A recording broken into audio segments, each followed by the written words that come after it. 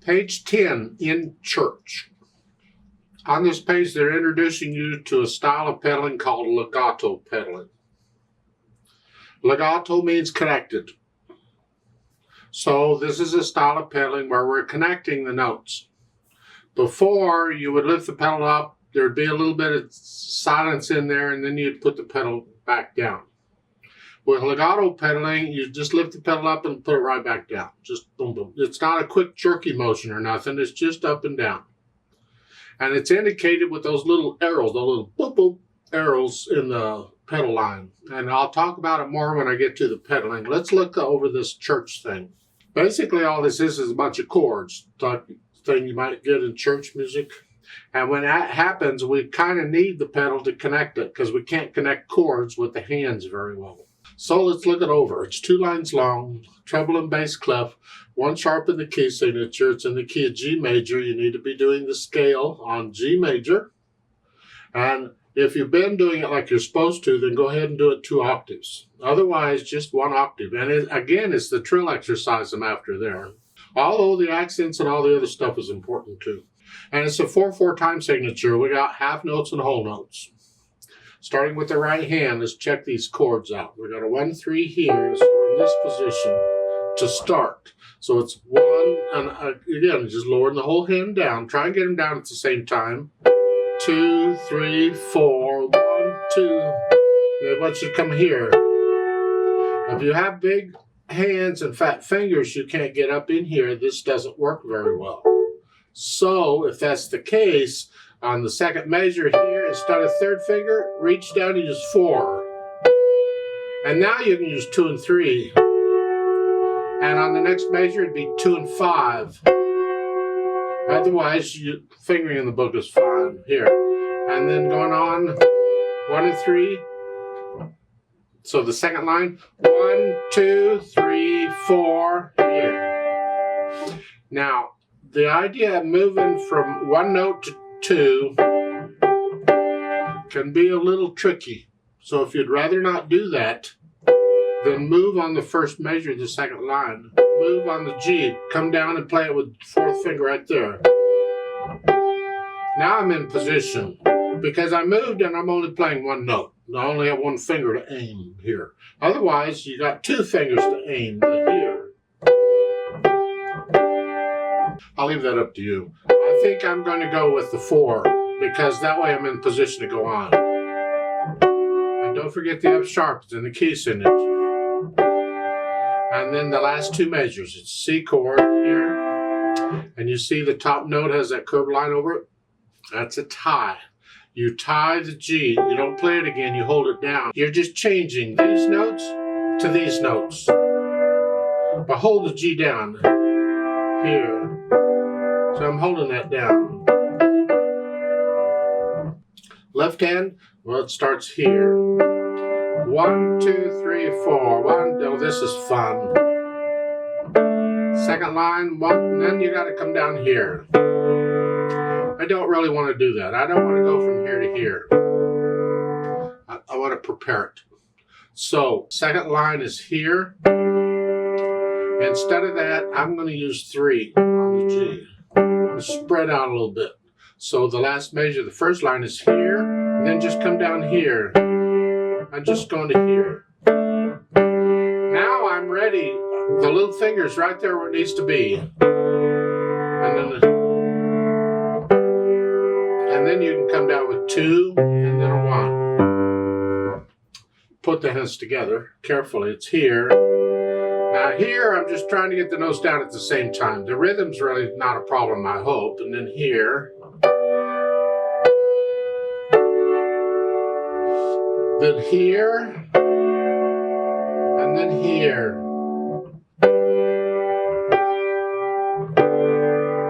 And here. The last 2 measures, it's here. I hold the G down in the right hand.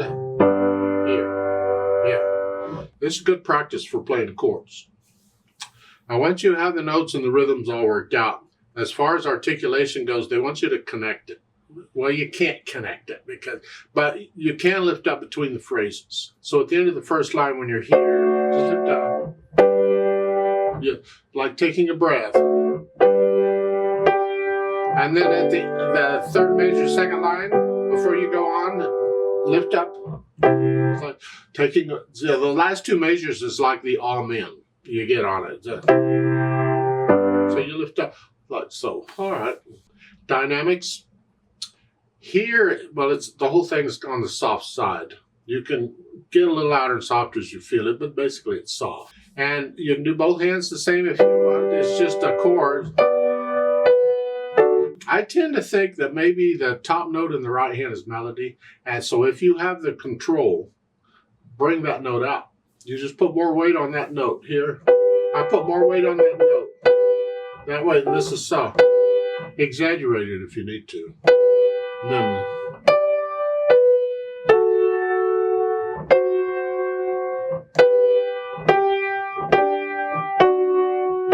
and I connect those because I can. And then the last two measures, it's both hands there. The whole thing is chord. So if you can bring the top note out in the right hand, fine. If you can't, just bring the right hand out. I'll leave that up to you. Speed, andante, and that's the overall feel of it. It's not the speed of the beat. It's just a leisure stroll. Here, it's more like the half notes are going to get it. 2, 2, 1, 2, 3, 4. 1, 2, 3, 4. 1, 2, 3, 4. 2, 3, 4. I got problems with that on piano because it just drags. I tend to want to play this a little quicker than that. So I don't know about that on Dante speed. Feel it. How fast? It's not a real fast piece, and I wouldn't drag it. I would feel better if they'd used quarter notes instead of half notes so we could sort of get into it. But overall, it's the feel of the piece. You're feeling half notes here. Well, that speeds the beat up. And that's not an andante anymore. And then finally the pedal. I always add pedal last because we want to make sure the fingers are doing everything they're supposed to do first and we can hear it clearly. And so when we add the pedal, we hear the difference in sound. And you'll see the little arrows in the pedal line. This is where you're changing pedal. But they're not exactly where they are. What we're doing is we're changing the pedal with the harmony. When the chord changes, we change it. Although the first two measures is the same chord. It's all a G chord. Here, we're just using these notes. And then third measure, the chord changes here. And again. And that's not really changing either because that's the chord. But a lot of times we will change the pedal with the harmony. Here, we're changing the pedal to help keep the melody clean. Because if that's the melody, then I don't want all of it. I don't want to keep this note when I play the note in the next measure. So I change the pedal to lose that note to keep it clean. Pedaling on piano is a give and take most of the time. You want something, but you have to give up something else to get it. I would like a clean melody sound. But to do that, I'm losing other things. So I want to have other things, and to do that, I'm losing my clean melody sound. So it's a give and take, and we'll talk more about that as we go through and use pedal more on other pieces.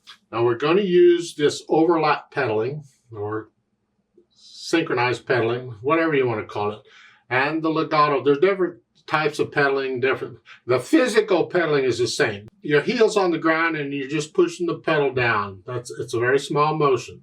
Physically, that's all it is. But as far as when and how we use the pedal on the music, there's a number of things that we need to talk about. So here, I want to start the sound before I release the overtones. So I'm going to push the notes down first and then the pedal. And it's in immediately after.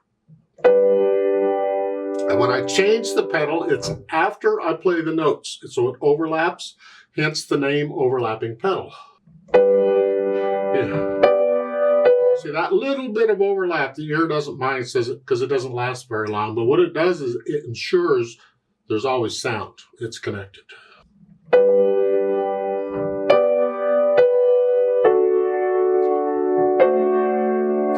if I want to hear the phrasing, I got to lift the pedal up with the hands. So when I take a breath, the pedal takes a breath too. So there you have to make a choice. Do you want that silence to take a breath, or are you going to connect them? So if I end the first line here, if I want the silence, I'm going to lift the head. So there's just a speck of silence there. And the same thing in the third measure, the second line, it's here. If I want that little silence, I lift the pedal up with the hands. So there's just a little silence there. That's two different ways of an experiment. Which do you like?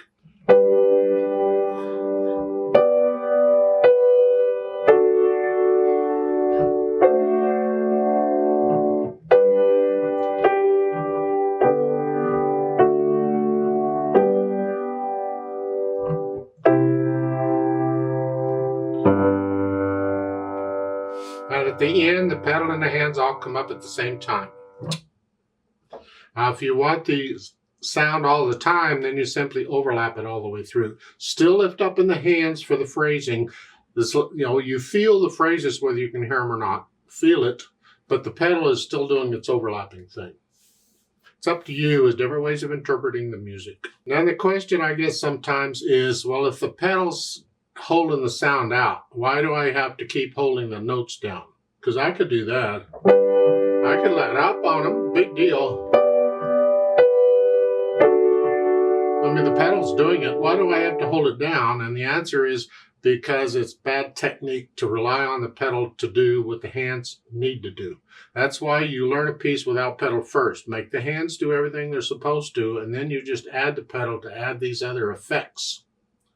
So the pedal isn't just holding the notes out, it's also adding the overtones and things.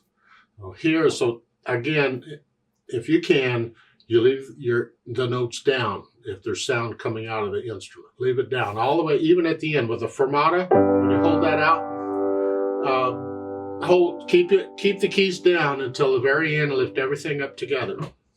The sound is the same whether you do it or not. It's the effect and the technique you're using. It's considered poor technique. Let's play it together slowly. Well, it's slow anyway. And just check your notes and rhythms and all. I'm going to legato pedal it all the way through. I'm not going to lift up for the phrasing on the pedal. I'll lift up in the hands, but not the pedal. I'll give us 4 counts. 1, 2, ready, go. 2, 3, 4. 2, 3, 4. 3, 4.